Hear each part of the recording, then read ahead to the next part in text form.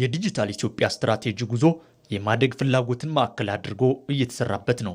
የዲጂታል 2025 ስትራቴጂም ባለፉት ዓመታት በሀገሪቱ የተለያዩ ውጤቶች ተመዝግበውበታል። በዚህ ስትራቴጂ ለውጥ ከመጣባቸው መካከልም የፋይናንስ ተደራሽነት አንዱ ነው። ዓለም በጣም ዲጂታይዝድ ሆናለች። ብር ምንለው እንደ ከዚህ በፊቱ በወረቀት ብቻ ከመሆን አልፎ ዲጂታል ከረንሲ የሚባሉ ሳቢዎች አሉ። አሁን ለምሳሌ ሴንትራል ባንክ ዲጂታል ከረንሲ የሚባል ሳቢ አለ። አጠቃላይ ዲጂታል እንቅስቃሴው በጣም እየሰፋን የመጣው በጥሬ ገንዘብ የምንጠቀም ዜጎች ነበርን፣ ማህበረሰብ ነበርን። ዛሬ ላይ በጣም ባስገራሚ ሁኔታ ማለት ነው አጠቃላይ የሞባይል ዋሌቶቻችን አካውንቶቻችን ወደ 161 ሚሊዮን ደርሷል ማለት ነው። ይሄ ከህዝብ ቁጥራችን በላይ ማለት አስቡት። ባለፉት እንግዲህ በተለይም እንደነ ቴሌብር ያሉ ጌም ቼንጀሮች በመምጣታቸው ይህንን በእጅጉ ቀይሮታል ማለት ነው። በቀጣይ 5 ዓመታት በሀገሪቱ የፋይናንስ ዘርፉን ጨምሮ በሁሉም መስኮች ዘላቂ ምርታን ለመፍጠር ሰሞኑን የዲጂታል ኢትዮጵያ 2030 መርሃ ግብር ይፋ መደረጉ ይታወሳል።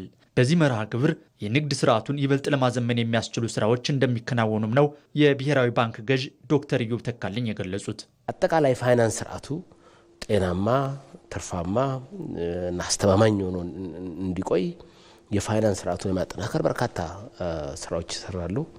and more importantly ለልቤም ቅርብ የሆነው ዲጂታል ያው ኢትዮጵያ የዲጂታል ስትራቴጂ አላት። የዚህ የዲጂታል ስትራቴጂ መገለጫ ደግሞ ብሔራዊ ባንክ በክፍያ ስርዓቱ ላይ በሚሰራው ስራ ላይ ነው በብዛት ዲፔንድ የሚያደርገው። ስለዚህ ይሄንን የዲጂታል ፔመንት ስትራቴጂ ቀርጾ መተግበር ያን በማስፋት ስራ ላይ ነው የቆየው። በአሁኑ ጊዜ የኦንላይን ግብይት ስርዓቶች ተግባራዊ እየተደረጉባቸው ያሉ እንደ ቴሌብር፣ ዘመን ገበያና ሌሎችም የዲጂታል ግብይት መተግበሪያዎችን ብዙዎች እየተጠቀሙባቸው ነው። ኢትዮጵያን ወደ ዲጂታል የንግድ ስርዓት እንድትገባ ታሳቢ በማድረግ እየሰሩ ከሚገኙ ተቋማት መካከልም የላኪፔይ ፋይናንሻል ቴክኖሎጂ ሼር ካምፓኒ አንዱ ነው። ላኪፔይ የፔመንት ፕሮሰስ የሚያደርግ ድርጅት ነው።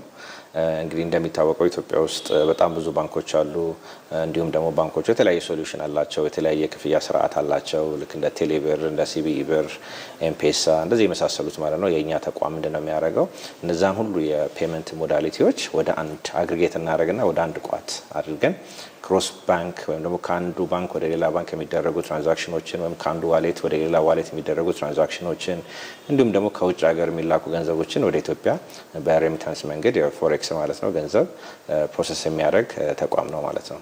አሜሪካ ላይ ትልቅ ፕሬዘንስ አለን። አረብ ሀገራት ላይ ትልቅ ፕሬዘንስ አለን።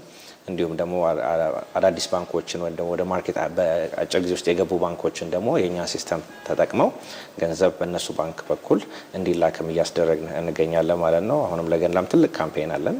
እነዚህን ባንኮች ይዘን ጥሩ ተቀባይነት ያገኘ ተቋም ነው ማለት ነው።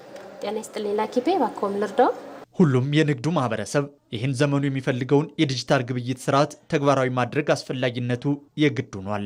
ከዚህ በፊት ያው ዲጂታል ፔመንት ስናወራ ወይም ደግሞ ዲጂታል ሰርቪሶችን ስናወራ ምን ኢትዮጵያ ውስጥ ይሄናል ኢንተርኔት የሌለበት ሀገር ላይ የሚባል መልስ ነው የሚሰጥህ እንጂ አክቹሊ ያለንን ሀብት አልታወቅም ነበረ። መንግስትም ሪያላይዝ አላደረገውም ነበረ። አሁን ላይ ግን ካያችሁ 2030 የኢትዮጵያ ዲጂታል ስትራቴጂ ወጥቷል። ከዚህ በፊትም 25 ላይ ያለቀው አለ።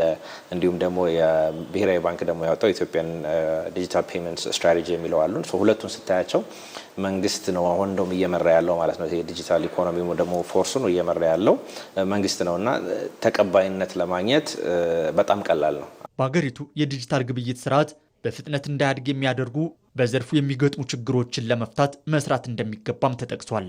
በቀጣዮቹ 5 ዓመታትም ዜጎች በቀላሉ የክፍያ ስራቸውን በኦንላይን ከማድረግ ባሻገር በወጪና ገቢ ንግድ ላይ ያሉ አሰራሮችም ዲጂታል እንዲሆኑ በማድረግ ዘርፉ ለኢኮኖሚው ያለውን ፋይዳ ይበልጥ እንዲያጎለብት ይደረጋል ተብሏል።